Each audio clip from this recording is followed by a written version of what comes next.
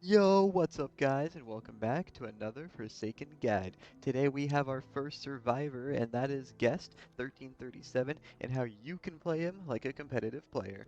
If you like these kind of videos, make sure you like and subscribe. It helps the channel out a ton.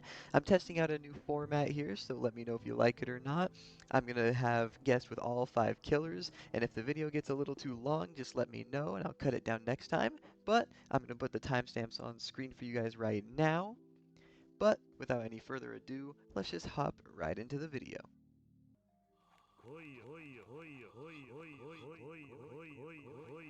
I'm going to lead this off by saying your punch is going to always come after your block. And the reason I say this is because if you are able to get a block off on the killer, it's because they were not expecting it to begin with, so they shouldn't be expecting the punch. If the killer is able to dodge your punch after you block, it's because you blocked at a bad time and you tried to do guesswork. But when you use block is going to depend on whether you're playing for a team or playing for yourself. If you're playing for your team, you're going to want to make sure that you only try to use block when you know for a fact the killer is focusing on someone else. And you can kind of tell in the killer's mannerisms whether they're looking out for the people around them too. So just again, get good at reading people. I also really like to use it when people get entangled by 1x, just running up and protecting them when 1x tries to hit them after entangling them. When you're playing for yourself, you are saving your block for specific abilities. When it comes to Jason, use it at the end of his raging pace because they'll never expect it. Only do that once per match though, because after that they'll see it coming. For Cool Kid, save it for Walk Speed Override, and for Noli, save it for Void Rush. And if you can react to M1s, then that's great, do that too. But in any other situation, if you get caught up to, just take a hit and use the mini speed boost you get to run away. If you're using block in guesswork in any sort of way, you're gonna get punished for it. Absolutely.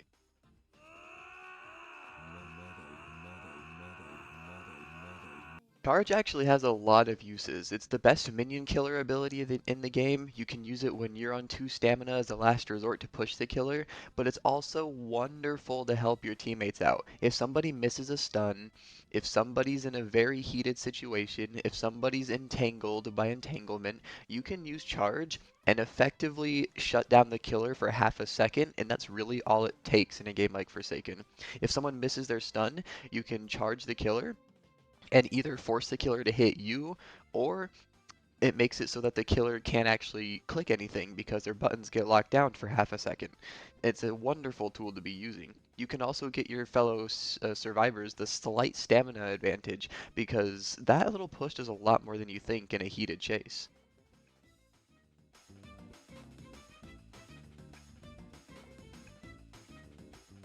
Now we're going to be expanding a lot more heavily off that intro part of the video because I can go into a deeper dive with how you can play against each killer. So the Shedletsky misses his stun, so immediately I try to charge the Jason so that he can't hit Shedletsky, but he tries to gashing wound Shedletsky, so he ends up gashing wounding me. But I only take 30 damage because of charge's resistance, so I immediately start chasing him around this little rock, or looping him around this rock, and he realizes that he's probably not going to catch up to me, so he immediately starts going for Shedletsky instead, after saying something in chat which I don't actually remember. So he keeps on chasing Shedletsky, and I know at this point that Shedletsky's dead, because if you try to block for somebody against like Jason or against Cool Kid, it's rarely going to work out, and you're probably going to take a gashing wound or walk speed override to the face more often than not, because trying to predict is super tough. But I realized that Shedletsky's in a tough chase, so I'm able to charge the Jason here, and then he actually turns his focus onto me, which is a very bad idea, because now he's completely lost Shedletsky and let him heal. So he does give up chasing me once again and goes back for Shedletsky, which is a good idea, of course, for him, because he does keep catching up to the Shedletsky pretty fast, and at this point I know for a fact that I cannot do anything anymore. My charge is on cooldown. If I try to block, I'm most likely going to get gashing wounded, and I just probably have to let Shedletsky die here. It's unfortunate, but you can only do so much to help people if they do not know how to path very well, because ultimately that's what being a survivor is all about, is how good your pathing is. Even if you have all the abilities in the world, pathing is the most important thing as a survivor. And I will make an updated guide on pathing in the future, But just know that no matter what survivor I talk about, pathing is the number one thing that's gonna win you more games. But we're here to talk about Guest, so let's keep talking about Guest because he's my favorite and I love playing him. He's my main. So I immediately realized Jason's going to keep coming after me now. This Shedletsky, he's not going to care about him. He's recognized that he needs as much time as possible to kill me. So I start looping around this rock, right? And it's actually faster to go through this little muck if you didn't realize. And I also realized that this Jason, this entire round, this is all about reading people, right? This Jason, this entire round, always takes the chance to try to hit you if he can. So after this charge, I block as well because I know he's going to try to. If I knew he was a more cautious player, I would have never gone for that block because I know he would have probably tried to punish me for it. But because this entire game I've been watching him just swing and swing and swing without a care in the world, I know that he's going to swing on me too. And that's what I mean when I say you need to be able to read people as guests. It's really important. So because of that, I get a huge stamina advantage on him once again, and he thinks I go into the back alley, which I don't. I go back to the mansion, and at this point he does give up and reset or leave the game. I don't know. But that's a very good example on how reading people can win you the match as guest.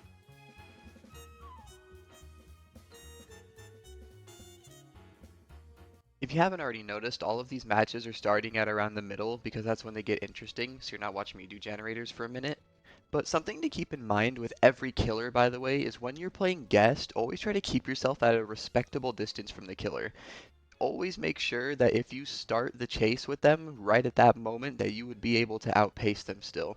Never get too close to the killer lest they snap 180 degrees and just start chasing you instead. Because as guest, you're always trying to help your team more often than not. So make sure you're at a respectable distance from the killer, but not too close that you're just going to get ganked immediately. So once Cool Kid summons their minions, I immediately just make sure to take them and charge into them so that they cannot bother anybody else, because that's your main use for charge against Cool Kid is making sure minions never have any value. It's very good stuff and a very perfect counter for Cool Kid's minions. So now I realize that Noob is getting caught up too, and luckily the Cool Kid does go for a walk speed override here, so we're able to get some pretty good distance. This guest also punches the Miku in the face. Pretty good stuff.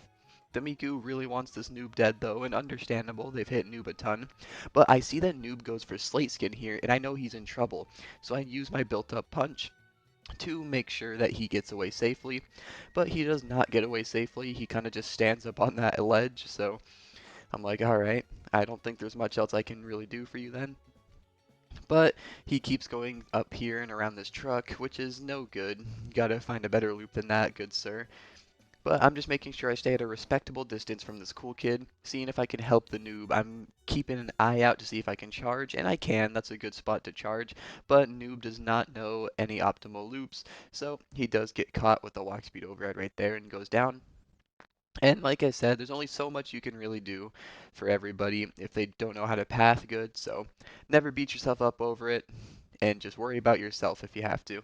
I noticed that the minions are trying to cut me off, so I immediately start trying to loop the shack instead, and Miku also didn't seem to be expecting that. I also see the minions coming around once again, so now I run to the funhouse as well.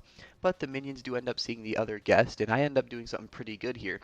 I realize that this guy has slowness, and he's going to try to block, and he does, so he misses his block, but I'm able to charge so that the Miku gets their abilities locked down for half a second, which does lead to the guest getting a decent amount of distance on the Miku. And that's always good. It always feels good to save your teammate when they whiff a stun or whiff a block or anything. It goes for the walk speed override again, so I get another free block on it. And at this point, there's only 8 seconds left, so I have no worries left. It doesn't matter how bad they sell. The game is over, and we have won. And I get a free punch at the end for my troubles.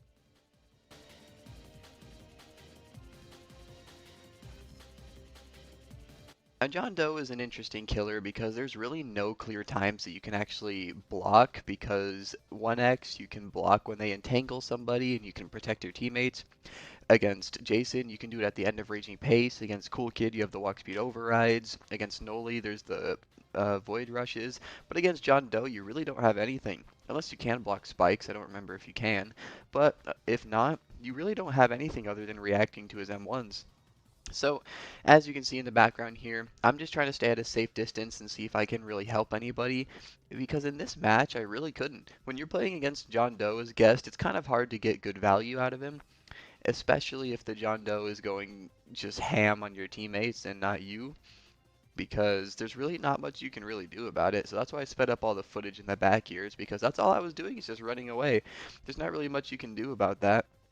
All you can do is use charge when they're chasing your teammates and get them a little bit of distance. And that's just your classic go-to anyway, so that's about the extent you can really do with guests against some John Does. But my teammates do go down one by one in the pack here. It's very sad stuff.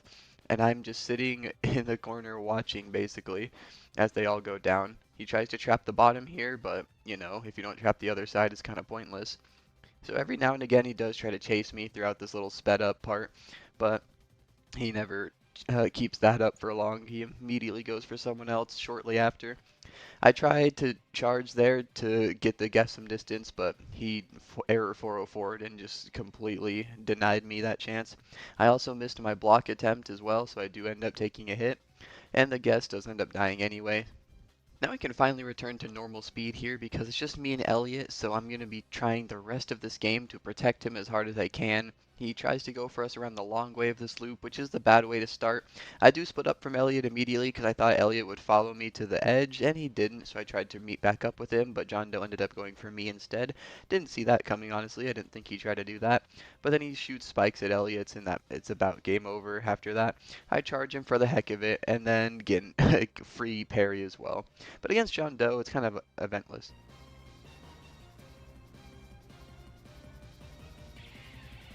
Here's where things can get a little more interesting, since noli has the Void Rush, which is very easily blockable. It's very uneventful against ones like John Doe, but he immediately thought I was oblivious on this generator, so he tries to Void Rush into me, and I say absolutely not and get the free parry. When you're on a generator, the killers think that you just become oblivious to the world more often than not in Publix, so definitely abuse that if you're able to. But he starts immediately chasing this guest, and here's what you should not do as guest. This guy tries to block the most obvious block in the world and gets absolutely torn apart by noli. I thought he was going to give up and die, but he does actually try to start running, which props to him. But just make sure you are not trying to predict block. Save it for walk speed override. Save it for the end of Jason's raging pace. Save it for void rush. Save it for M1 reacting. Just do not react block, or sorry, do not predict block, please. You will get punished. If the killer catches up to you, take a hit and use the speed boost to get away. But I just do this generator, knock it out real quick to get some malice, and realize that the Taff has just died and he is teleporting. He teleports right on top of the noob, so I naturally assumed he would start going for the noob, so I'm just chilling here watching him. But he does actually turn his sights for me, so we can begin our first chase of this match. I start looping around the best spot in the map, and since I had really good distance on him when this started, I know I have quite the advantage. He also tries to use Nova there, which earns him a pretty good disadvantage on the stamina. He tries to cut me off, and this is why you always make sure you're watching behind you in a chase. He thought I was going to keep running and just run right back into him, but absolutely not. I see him coming from that way, so I can loop back around, and once again, he's trying to do some funky stuff here. I don't know what he's trying to do. But it's very obvious that I can use this as a check spot and just keep looping around no matter where he tries to go. And I think at this point he does finally give up and start going for noob after seeing that he cannot catch up to me at all. And I realize this and start trying to go help out noob to see if he does need any help. He does take a hit immediately. That was a bad spot to use charge, so I had to wait one more cycle. And here he comes around the corner once again, but noob does pop slate skin, so there goes any chance of me using charge anyway. I was debating on trying to go up for a block there. As you could see, I was lingering there, but he immediately cancels the slate skin and discloses those thoughts very quickly. He does get hit twice here, and I thought he was going to be dead, but I am able to get a charge off here and get him some really good distance. The noli turns around and focuses me for half a second, but that half a second is all it takes. The noob gets some really good distance and he teleports away. He teleports to this generator right next to me, and I could hear the generator and I could see the little lightning strike, and that's how you make sure you watch out for noli's teleports, is to see what lightning strike the generator goes on. So he tried to catch me off guard there, but I wasn't having it. And now I'm waiting for a good spot to try to block for this noob. But then the noli starts lagging out like crazy. Oh, voice crack. The noli starts lagging out like crazy, so I'm not really able to catch up, and he does go down here. So now we are left into an LMS, and I know I've got this in the bag. I mean, this guy couldn't catch me for the first 40 seconds around the first corner, so I know he's not going to be able to catch me in an LMS. I do think that this guy is him, and I honestly didn't even know this until now, but if Noli teleports, the clone gets highlighted. That is a very interesting feature. I actually had no idea about that. But he tries chasing me once again around here, and it's just no chance at all. I have such a good stamina advantage on him, and he tries to once again cut me off around this little area, and that's just not going to happen. I'm using the check spots to my advantage. He tries to void rush around through here, but it's no use. I'm already 90 stamina when this chase starts right back up, and I'm just taking my route. This is what pathing is all about. Who needs abilities when you have really good pathing? But I do end up getting pretty low, so I do go for a charge here. I was like, oh man, I didn't expect him to be able to keep up like that. But I do think he zeroed his stamina because he fell behind really quickly right after that. He tried to get a desperate void rush in, but see, this is what you save block for. Boom, immediate parry, and he goes down for the count. 9 seconds left, there's absolutely no chance he can do anything, and that's going to mark the end of this LMS.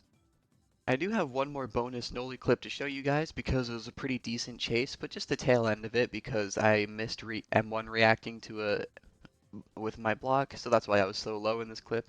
But I got the achievement here, which is pretty cool. The last 10 seconds, I was like, oh yep, I've got this in the bag, even if I am on low stamina. I do charge him and run the other way, and I'm like, yep, I'm good to go. He ran out of stamina, but then he almost hits me with a devious combo, but I get the block fatal damage and win achievement. Pretty cool stuff.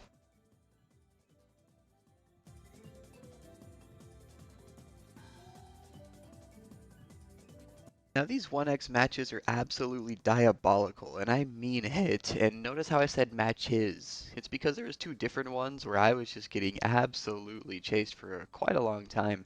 W teammates at the start of this clip though, at the start of this chase, I get entangled and they immediately take the hit for me. Amazing guys. I just loop around the funhouse because 1x literally cannot catch up because 1x has slower walk speed. So if you're able to predict all the projectiles, 1x can literally not catch up to you at all. And that's why I'm looping in the funhouse against 1x because the elevation changes makes it really hard for 1x to be able to do anything. They do finally give up going for me, so I'm able to start lingering around them once again, trying to debate if I will be able to get a block on the side hitbox of their mass infection, which of course I didn't mention at the start of the video, but if you've made it this far, now you know. You can actually block the melee hitbox of mass infection if you stand off to the side of 1x when they use it, but be careful, they could shift lock and just throw it in your face and do 60 damage. So again, be careful if you're going to try doing that. But they do not. They seem to be pretty weary of me this entire match almost, and I never really get a good chance to do much. They do keep chasing me once they do see me lingering around them, but they do give up finally and after seeing these two in the truck. So I'm seeing if I'm going to get a good chance to block again, but nope, another mass infection comes our way, so I don't get a good chance to do anything. I'm like, okay, this will be perfect. It's slate skin, I can do it once it gets canceled, and especially in entanglement, but somehow the 1x avoids my hit here, so applause to them for avoiding my block in that case or in that scenario. And at this point, I'm just like, all right, you know what? I was low-key kind of salty that that didn't connect, and I couldn't save the noob there. So I just start doing a generator right in front of his face. He does try to throw entanglement at me, which fair play, I was on a generator. So I give up the generator and give up my greedy malice to just loop this guy around the funhouse once more. And like I said, if you play your cards right at this funhouse, 1x cannot catch up to you at all. So I'm using my check spot here and he once again tries to come around. It doesn't work. Now I'm using the other side of the check spot, and he seems to finally come around, so I just loop once again. And you're always making sure you're listening out when you're playing against 1x. Listen out for when you hear like the whoosh for the entanglement, or obviously the large clicking sounds for mass infection. That's impossible to miss. But make sure you are listening for entanglement because it can be pretty hard to hear sometimes. But he just will not give up on chasing me around this funhouse, so I just make sure he gets it drilled into his head that it's not happening. I hear the whoosh sound, so I immediately juke it and run back so I don't get hit by entanglement. I know he's not at a high enough elevation to hit me with that mass infection, so I just walk up the stairs and don't even have to worry about it. And he finally gives up here, realizing that he's outclassed, and goes for the Shedletsky instead. So I'm like, alright, I can finally try to protect the Shedletsky. Let's see what goes on here. Shedletsky's already taken some hits, so I'm like, alright, I'll give this guy some distance and use a charge. So I give him some distance there, and I'm getting ready to block in case he needs it, but this guy immediately shift locks at me and mass infections me, which is a good play, very good play by the 1x. So now we start our chase once again, and I realized I was kind of low on stamina at this point, but he wasn't even chasing me, so it's no biggie. I'm using my check spot once again, and he's coming around the corner. And keep in mind, I'm checking because I can hear the chase theme and the terror radius playing. That's why I'm just waiting around certain corners, because I know he's around these corners because of the terror radius. But he does give up once again to try to quick drop Shedletsky before the match can end. And I'm like, alright, I don't care what it takes. I will use my body. I will make sure that Shedletsky does not die in 15 seconds. He does get the stun off on 1x though, so I'm like, alright, surely he's going to be fine, right? Wrong. He is not going to be fine. I'm like, oh shoot, is he going to really die right here? So I'm desperately trying to get something going, but he does end up juking the 1x a couple times, so it's no worries at all, and we get the free win. This was another match where the 1x just chased me for a crazy amount of time, but I'm trying to finish up this generator here, and of course I'm able to real quick, and realize that this guest is super low on health, but they are dead before I can even get the chance to go over and help them. I'm waiting at my check spot on this map, and he immediately comes around, so I get good distance on him, and know that this chase is off to a bad start, because I was like, oh shoot, I did not expect that entanglement to hit me actually. I juked back into the, or not juked in, but ran back into the spot a little too early, but the mass infection is super easy to dodge because that was their test. That was their check projectile. They threw it right at me to see what kind of directions I was gonna dodge, or at least that's what I assumed at the time. He tries to cut me off here, but it's not really gonna matter because I have charge to kill the minion with. I don't know if he knew that or not, but I digress. We just continue going about the loop. And he has no way to catch up to me once again. It's 1x, what can he do? I'm constantly changing elevation because of these stairs. It makes it really hard for 1x to actually get any value on maps like these. So he just continues at it, and every time I hear the whooshing sound, I dodge once again to my left or to my right. I usually pick randomly to try to stay unpredictable, but it seems like he's just been throwing the projectile straight at my face and hoping that it works. So any amount of juking is going to be just fine in this case. And of course, I'm like, all right, well, if he chases me for the rest of the game, we're gonna have no troubles here, right? He tries to mass infection me on the stairs, but I know that that can hit you because obviously the mass infection hitbox is huge, so I do end up dodging it. He tries to predict me with the entanglement once again, but once again, I just dodge it by going backwards a little bit. And at this point, I'm like, all right, when is he gonna learn that I have been juking out his projectiles every single time? Is he ever gonna learn? And no, he doesn't. He tried to send it right where I was again, and luckily I was just able to straight up outrun it. But he finally sets his eyes on the Dusakar after seeing that shield, or after seeing the shield the next go around. I'm able to escape that entanglement before any does any serious damage. There it is though. He gets hit by Dusakar's little beam and decides that he has had enough of Dusakar, even though Dusakar has only used one shield and one beam so far, besides the shield at the very start. So I'm like, alright, I can project Dusakar for 40 seconds. I got this in the bag. But then Dusakar runs into the corner with the minion and just gets brutally murdered. Like, holy, I was, at that point in time, I was like, Dusakar, please. I wanted to help you so bad, but it is what it is. Dusakar gets absolutely destroyed, so we're left to an LMS now. And once again, I'm waiting at my check spot, you know, same old, same old. It might be boring, it might not. It's not for me, but it might seem boring. And hey, using the best loop spots on the map, you gotta do what you gotta do, right? Gotta do what you gotta do. But this guy, I'm just dodging his projectiles because he has no idea that I'm predicting him or something. I really don't know what was going on in his head, but I have predicted every single one of his projectiles after that first one. He just will not stop trying to throw it directly at my face. So, if anything from these two matches, let this be a lesson to you if you're a 1x player, if anything. Like, this is hardly a guest guide at this point. This is like another extension of the 1x guide. Please try to make better use of your projectiles. Please try to read where the survivor likes to dodge, because if you just keep trying to throw it at their face, yeah, they're gonna dodge it, surprisingly enough. I did not get hit by a single projectile after that first one. But there you go. This just goes to show that even without your abilities, you can loot killers for 3 minutes if you know what you're doing. But there you go. That's the end. I did get a silly little block at the end there too. Thank you so much for watching this video. So let's go over everything we've learned really quick about Guest. When you're using your block in a team setting, make sure that the killer absolutely has no idea that you're there and is not watching out for you, because you will get destroyed if you do. Never predict block or you are going to get punished really bad, no matter what you say or do. Trust me, I've seen it more than enough. If you predict block, you get punished 9 times out of 10. If you're using block for yourself, make sure you're only using it against Walk Speed Override, the end of Jason's Raging Pace, or during Void Rush. Against, in any other scenario, it's really just not worth it. If they do catch up to you, let them hit you. Use the speed boost you get to run away after getting hit, because if you do whiff a block, it's so much more punishing than just taking a single hit to run away. When it comes to charge, you can use it in a variety of ways. It's best as a minion killer, of course, but it can get your teammates a lot of distance if you know what you're doing with it. And you can save your teammates after they whiff a stun or after they whiff a block themselves. It's really just a really good ability to have, honestly, pretty underrated. But thank you so much for watching this video. If you like this video, make sure you like and subscribe. It helps the channel out a ton. And let me know what survivor I should do next. Let me know if this video is too long. Let me know what I should improve on or maybe touch up on some other survivors. And I'll see you guys in the next video.